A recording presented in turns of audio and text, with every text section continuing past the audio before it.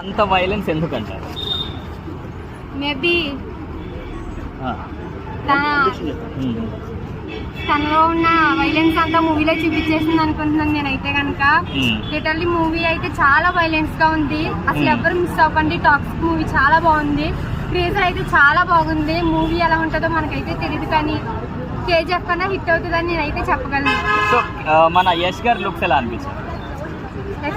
అసలు చాలా అంటే ఆయన స్విమ్మింగ్ పూల్ నుంచి బయటికి రావడము, అసలు ఆ నరకడాలు ఆ చంపడాలు అయితే ఇంకా చెప్పక్కర్లేదు. చాలా వైలెన్స్ గా ఉంది.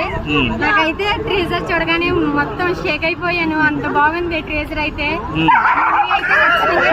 థియేటర్ లో చూడండి, చాలా బాగుంటది. చాలా వైలెన్స్ గా ఉంది ట్రేజర్ అయితే మాత్రం. అసలు ఎవరు మిస్ అవ్వండి.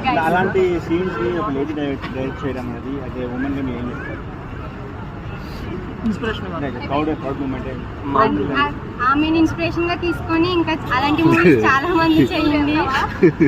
మరి మన తెలుగులో ఎందుకు రావాలంటే మూవీస్ అంటే మీ ఒపీనియన్ చెప్పండి. తెలుగులో ఎందుకు రావాలంటే ఓడి అమ్మ